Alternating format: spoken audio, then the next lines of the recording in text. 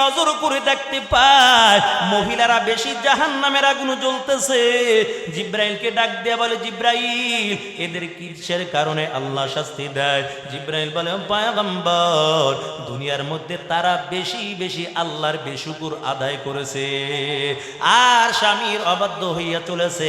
একদল মানুষদেরকে, একদল নারীদেরকে আল্লাহর নবী দেখে বুকের থেকে লোহার শিক ঢুকাইয়া জাহান্নামের আগুনের মধ্যে জ্বালায়। আল্লাহ রাসূল বলে, জিব্রাইল এরা কারা?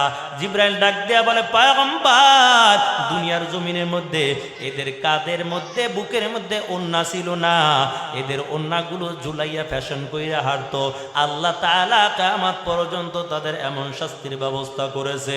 এর নবীর আশিকের দল হাজরা ডাক দিয়ে কয়, ও স্বামী আমার, ওই সারা কসম খেয়েছে আমার কান নাকি লোহা দিয়া ছিদ্র কইরা দিবে, কসম খেয়েছে।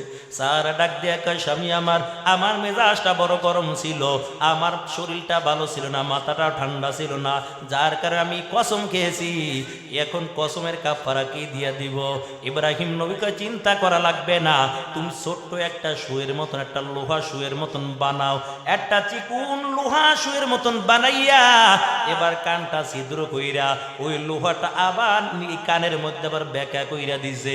কয় একটা যখন করছি বাকি আর একটাও কইরা দেই। দুই কানের মধ্যে এখন যখন লোহাটা বেঁকা কইরা দিল গুনার মতন, এখন ইব্রাহিম কয় আগের মতো চাইতে এখন হাজেরাকে দেখতে আরো বেশি সুন্দর লাগে। ওই থেকে মহিলাকে কানের দুলাইছে, কানের দুল ওখান থেকে এসেছে। কান ছিদ্র কইরা যখন তুল লাগাইছে আগের চাইতে ভালো। আবার একদিন সারা গরম মেজাজ দিয়ে বলে, আমি কসম খাইয়া কইলাম আমার স্বামী তোমাকে বেশি ভালোবাসে, মহব্বত করে, আমি তোমার পায়ের মধ্যে শিকল লাগাইব, লোহার শিকল। ইব্রাহিম নবী আসার পর কয়, স্বামী আমার, আমার মাথা ঠিক ছিল না, উল্টা পাল্টা করছি, তবে কসম খাইছি, আমি বলছি হাজেরার পায়ের মধ্যে লোহার শিকল লাগামু। ইব্রাহিম নবী ডাক দিয়া বলে, হাজের এ সারা চিন্তা করা লাগবে না, তুমি ছোট ছোট চিকুন চিকুন কইরা শিকলের মতন বানাইয়া হাজেরার পায়ের মধ্যে পরাইয়া দাও। যখন এক পায়ের মধ্যে পরাইয়া দিছে, কয় আর একটা পা এখন আবার কেন খালি থাকবে? ওই পায়ের মধ্যেও পরাইয়া দাও। দুই পায়ের মধ্যে যখন লোহার শিকল গুলো পরাইয়া দিল, ইব্রাহিম নবী বলে আগের চাইতে এখন হাজেরাকে আরো দেখতে বেশি সুন্দর লাগে। ওই থেকে মহিলাদের পায়ে নূপুর এসেছে। ও মুমিন মুসলমান, তবে নূপুর পইরা মহিলারা অন্য বেগানা পুরুষের সামনে হাঁটতে পারবে না, ওই আওয়াজটা বেগানা পুরুষে শুনতে পারবে না, অন্য মানুষের সামনে হাঁটতে পারবে না। যাদের সঙ্গে দেখা দেওয়া জায়েজ আছে একমাত্র তাদের সামনে নূপুর পইরা আসাও তার জন্য জায়েজ আছে।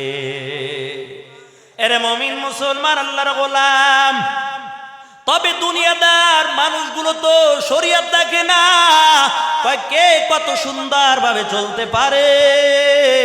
এরে মুমিন মুসলমান, ইসলামের পথে চললে তোমাকে বেশি সুন্দর লাগবে।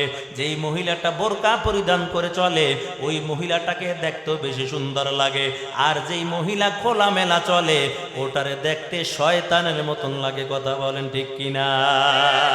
এই শয়তানের মতন মেয়ে আজকে ঘরের মধ্যে আনার কারণে আজকে আমাদের ঘরের মধ্যে শান্তি নাই, আজকে আমাদের ঘরের মধ্যে বেশি অভাব অনটন।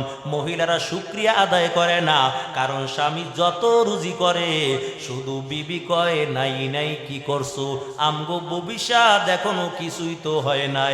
আল্লাহর নবী এই জন্য যখন মেয়েরাজে গেল মায়ার নবী নজর করে দেখতে পায় মহিলারা বেশি জাহান্নামের আগুন জ্বলতেছে।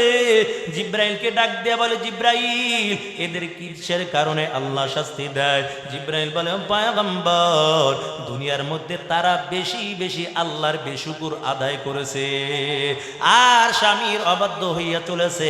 একদল মানুষদেরকে, একদল নারীদেরকে আল্লাহর নবী দেখে বুকের থেকে লোহার শিক ঢুকাইয়া জাহান্নামের আগুনের মধ্যে জ্বালায়। আল্লাহ রাসূল বলে, জিব্রাইল এরা কারা?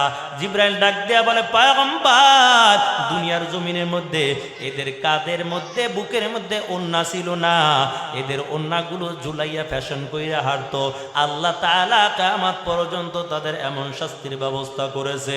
এর নবীর আশিকের দল